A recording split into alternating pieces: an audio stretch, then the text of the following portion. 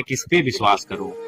आज ही रिजवान हालांकि उनको मैं फिर यही कहूंगा कि मैं उनको दगाबाजी के लिए याद नहीं करूंगा। फिर अचानक पता नहीं उनको कहां से ये आइडिया आया या फिर किन लोगों ने उनको हिंट किया कि वो गांडे चुनाव लड़ेंगे, हॉट सीट लड़ेंगे जहां मुख्यमंत्री की अर्धांगिनी हो। बेरमो में क्या स्थिति है? अगर रिजवान आपके खिलाफ आके बेरमो अगर प्रचार करते हैं, क्योंकि वो मुस्लिम बहुल इलाका है, तब तो फिर आपके लिए बड़ा डैमेज वाला स्थिति है। डैमेज नहीं होगा। ये अगर जाना ही था तो नॉमिनेशन से पहले चले जाते। ये तो वही कहानी हुई ना अनिल भाई कि आपने शादी का कार्ड छपवा दिया है और निकल गए।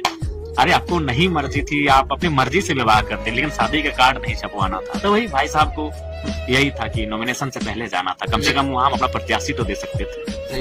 लोग कहते हैं कि इसका मुस्लिम में पकड़ नहीं था, महतो लोग ही, जयराम महतो जैसे लोग और कुर्मी समुदाय के लोग ही इनको बड़ा नेता बना दिया। ये सत्य है, ये भी सच्चाई है। रिजवान भाई को खाटी पे बैठाएं और उसका हम शीर्षक भी दिए थे कि खाटी में बैठकर खाटी मुसलमान को सुनिए 1932 के खतियान पे। दो क्रांतिकारी, एक रिजवान और दूसरा जयराम, कहने वाले साथ में डायलॉग मारने वाले दोस्त आपको दगा देके चले गए और ऐसे समय में दगा देके चले गए जहाँ से जयराम अकेले आंसू भी रोएगा तो उसका मतलब दिल नहीं भर सकता। नहीं, आपने सही कहा। कल जब मैंने सुना तो सबसे पहले हमने अपने सारे कार्यक्रम को कैंसिल कर दिया और हमें लगता है कि आज मनसा पूजा के बाद हम पहली बार घर गए। अपने सारे साथियों को जो फोर व्हीलर में गए थे, फोर व्हीलर को हम आधे रास्ते से घुमा दिए। हम घर से बाइक मंगाए बुलेट। हम बोले नहीं, आज किसी के साथ हम नहीं जाएंगे, आप लोग अपना घर चले जाइए। और सही बात है, हम बुलेट मंगाए, बुलेट में बैठ के घर गए। कमरे को बंद किए और आंखें गिली थी। इसलिए गिली थी कि सवाल यही है कि आज मैंने अपने शरीर को गला दिया। मैं किस पे विश्वास करूं। आज ही रिजवान हालांकि उनको मैं फिर यही कहूंगा कि मैं उनको दगाबाजी के लिए याद नहीं करूंगा, मैं उनको संघर्ष के लिए याद करूंगा। उन्होंने संघर्ष किया है। आज मुझे भी वो दिन याद आता है कि जब मैं वो तेतुलमारी के अपने मोहल्ले गांव में थे। पहली बार आज से 2.5 साल नहीं, लगभग 2.25-3 साल पहले, उससे भी ज्यादा 2-3 महीना कम कही कि 3 साल पहले मैंने उनको कॉल किया और उनको मैं अपने मामा घर लेके आया। क्योंकि उस समय हम लोग को मीडिया कवरेज नहीं करती थी। उस समय एक जितेंद्र ब्लॉग थे और रोहित ब्लॉग थे। उसके अलावा कोई ऐसा विषय राजकुमार मंडल जी थे कभी कभी और राहुल मोदक जी थे। उसके अलावा बहुत कम ही ऐसे चैनल थे जो हम लोग को दिखाते थे। तो मैंने मेरा पेज का चैनल वो ठीक ठाक चलता था, अच्छा व्यूअर्स था। कोई भी हम स्टेटमेंट देते थे वो लगभग 1 लाख, 1.5 लाख, 2 लाख तक एक दिन में पहुंच जाता था। तो पहली बार उनको हम मामा घर बुलाए। हम मामा घर में रहते थे। मामा घर का नाम आमडी है। रिजवान भाई को खाटी पे बैठाएं और उसका हम शीर्षक भी दिए थे कि खाटी में बैठकर खाटी मुसलमान को सुनिए 1932 के खतियान पे। वो मेरा पेज था, वो चैनल भी नहीं था। उससे पहले तक रिजवान जी को किसी चैनल ने भी कवरेज नहीं किया था। मैंने खुद उनको अपने पेज पे लाए कि रिजवान भैया बोलिए। तो फिर उन्होंने बोले और वो वीडियो हमको लगता है एट ए टाइम 80,000 व्यूअर्स ने देखा और समय आते थे शायद लाखों पार हो गया था। तो मैंने उनको स्वयं निमंत्रण दिया था कि इस आंदोलन में आप मेरे साथ चलिए। वो चले, बहुत अच्छा चले। बीच में फिर वो अपना JKMM कुछ बनाए। हाँ, उसके बाद उन्होंने अपने समुदाय को गोलबंद किया और फिर वो हमारे साथ आए। बकायदा हम ही उनको लेकर आए। तो उस समय भी तो कटे हुए नजर आ रहे थे जब JKMM बनाए, उस समय भी आपने मर्ज कर दिया। हाँ, वो उस समय भी। उसके बाद हमने उनको लाया और यही कहा कि लोकसभा के चुनाव में आप हमारे लिए मेहनत कीजिए, विधानसभा का चुनाव आप तो लड़ेंगे ही लड़ेंगे। और बकायदा विधानसभा का चुनाव उन्होंने बगोदर सीट को मैंने उनको प्रीफर किया था, इसलिए चूंकि वो उन्होंने 1 साल तैयारी किया था बगोदर से। जब वो JKMM बनाए थे उस समय वो बगोदर से ही तैयारी कर रहे थे। तो फिर हम बोले वो बेहतर सीट है, वहाँ समीकरण भी बहुत सुंदर फिट वेट रहा है। तो वह बोला। फिर अचानक पता नहीं उनको कहाँ से ये आइडिया आया या फिर किन लोगों ने उनको हिंट किया कि वो गांडे चुनाव लड़ेंगे, हॉट सीट लड़ेंगे जहाँ मुख्यमंत्री की अर्धांगिनी हो, राज्य लेवल में। हाँ, उन्होंने ही मुझे कहा था। मैं गांडे के लिए कैसे सोच सकता हूँ। हाँ, उन्होंने घर मेरे घर टुंडी है।